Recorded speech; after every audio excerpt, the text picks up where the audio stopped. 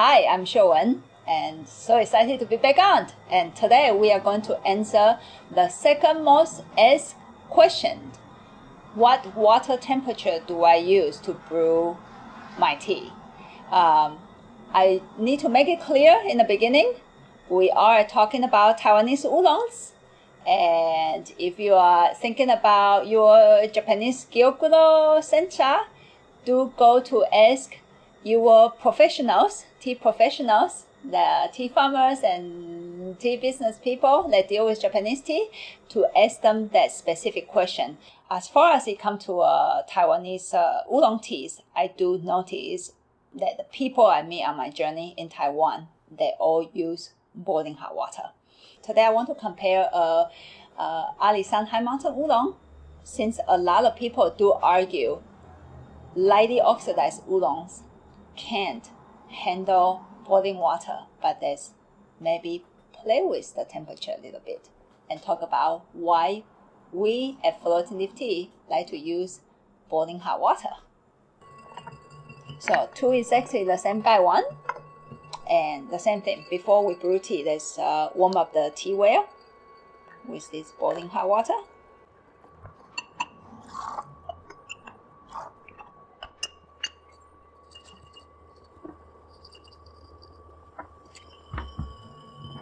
So 1 pot of hot water is boiling crazy, and then I have another pot of water here. It's already cooled down a little bit. I'm going to cool it down even further. Sorry, I don't have a thermometer here today, but you kind of see, you see the idea, right? One is just under boiling, and one I'm going to use boiling hot water for it. So let me brew this one first then.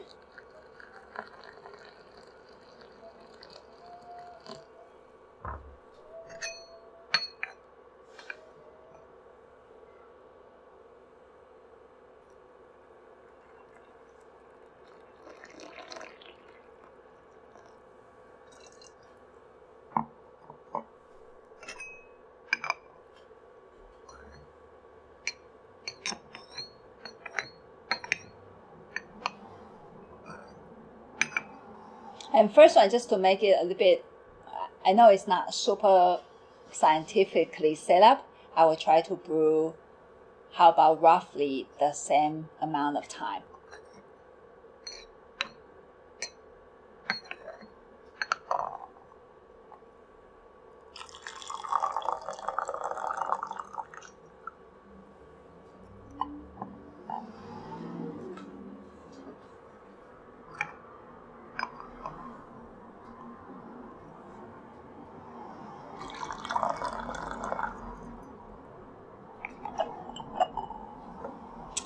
The one with boiling water, you can see the color on, I guess, my left hand side, and my right hand side will be the one with lower temperature. It's still hot. I mean, you can see the steam and stuff.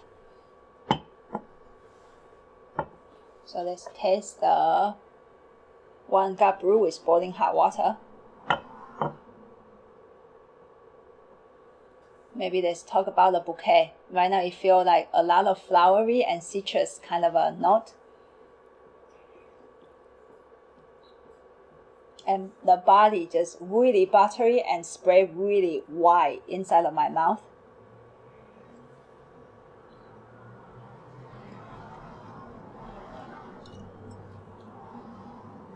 And let's taste this cup, the second one. The bouquet, I feel it doesn't open up as much, but it feels more gentle.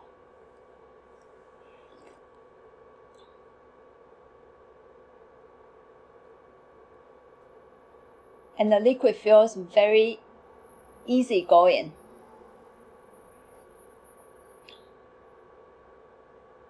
And in some ways feel a little bit sweeter. I mean, not sweet like your sugar, kind of a sweetness.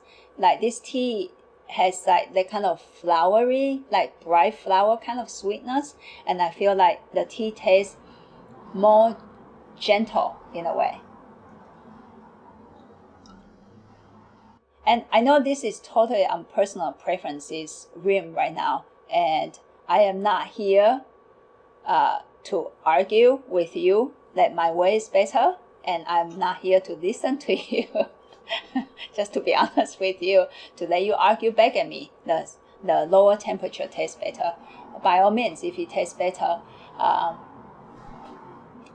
always like thumbs up. However, I think when it comes to tea, for me, I look into if a tea opened up, or if a tea have that more, in a way, complexity on the dimension kind of a subject. And so if I have to like go into these 2 cups of tea again, you know, it just feel the scent is more complete, not because it's stronger actually. It feels like the scent can reach further, the body opens up much more. And then let's do this second cup.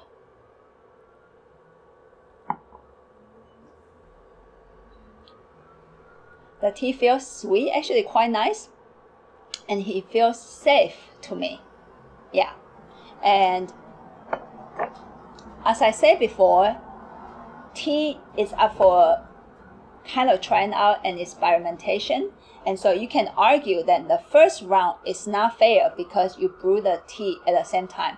So how about I'm going to use a lower temperature and brew this tea longer time, the time that I consider to be more correct way to brew this tea with a lower temperature then, and use boiling hot water again for this infusion and brew it at the time. So now let's get rid of the time. Let's just work on I think the first round I work on the temperature, but with almost like the same amount of time. So I have to say this tea is under brew, which AKA in my tea dictionary, it can fall into the category of being boring. So let's do this.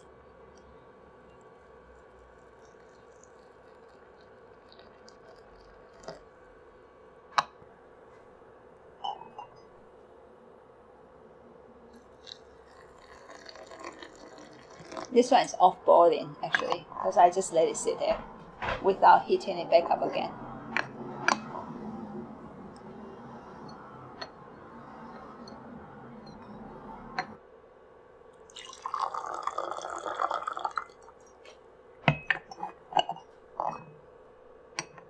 And since it's a lower temperature, I'm going to let it brew for a much longer time than I think is a little bit more brewed or completely brewed way.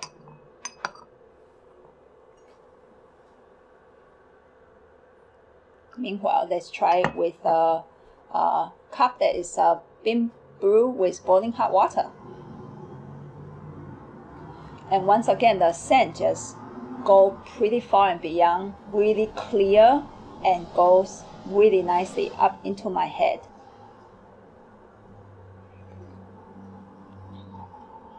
And the texture is wide open, like it spread up so well into my mouth and touch the throat, and etc. etc. Just feel very wide and complete.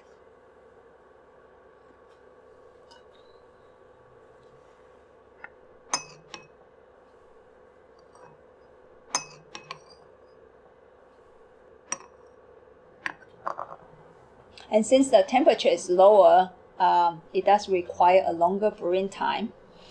So much longer actually.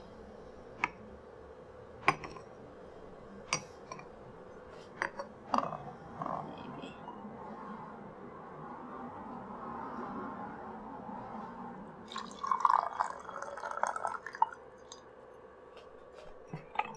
I think right now these 2 teas, the color is getting closer to each other. But one got brewed longer time with lower temperature.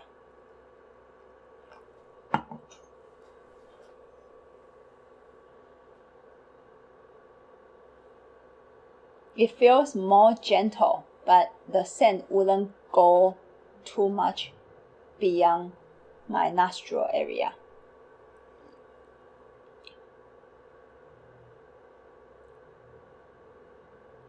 this texture actually feels quite nice. It does taste, I'm not sure if I should call it sweeter, just like the first infusion, but there's a word that I kind of associate it tastes more one flavor, like one specific flavor. And it feels more, this tea does have a huge capacity of spreading. So this second infusion, it does spread, but also feels like it just lands in the center a little bit more. So let me go to the red contrast on the first one. The first one feels more lively, and the second one still give me a little bit more feeling on the tea tastes good, and it feels really safe, but not enough for me. And I know this is a concept like some of you guys actually come to the store and talk to me before about opening a tea or not opening a tea. And for oolong, I feel boiling hot water can open the tea much more than under boiling water. And I think a lot of people feel like, what do you mean by opening? And I always use wine analogy, actually, like wine, red wine. You will sense that even with tea. But just right now, maybe people are not used to watching the tea liquid body got open. However, a lot of you guys who drink red wine like to decant the wine, like to let the wine open, and you guys actually notice the difference. Use that concept and apply it into the tea, but with different technique. You don't decant this to the other things or let it open and wait for it. You actually use boiling hot water to open the liquid, make a liquid become more dimensional and can reach wider and further inside of a mouth. And another subject on this one will be, a lot of people feel like, well, boiling water can burn a tea. That's, I think, widely spread on internet. I vividly remember that a guy asked me this question during a class, and he wanted me to show him how to burn a tea. And I was very confused, and I told him I actually don't know how I can burn my tea. And I was actually really honest with that answer. I don't know how to burn this tea that I'm drinking right now. So maybe also put that in your mind. What does burning a tea mean to you? I think I might actually understand it as the tea become way too bitter. That's number one, like not drinkably too bitter. Number two is it feels like overly dry, like really uncomfortably dry in the mouth. I think lower temperature does reduce some of the problems. However, I always feel like, me as a tea drinker, do I just want to use that method to let my tea not tasting bitter or astringent or broken, in exchange that I always miss my tea being more diversity, more opening up, more complexity, going further in a cup? What do I want in a cup of tea? I like to push for it. I like to see where this tea can go. So then I always ask the question back at people, then why does that tea turn bitter then? Can you ask yourself that question too? Why does that tea turn bitter with boiling hot water? And that's still kind of limit this subject in the oolong. Why does your oolong turn bitter when you heat it with boiling hot water? Think about it. Watch your brewing. I'm not going to tell you the answer. Today, we are going to just focus on the comparison. Try both ways. Notice the difference. I am obviously not a person who is satisfied with my tea being safe. I want my tea to be smooth, big, and round, and open. And I think the way I can do it is actually with boiling hot water. Try that at home. It's really fun.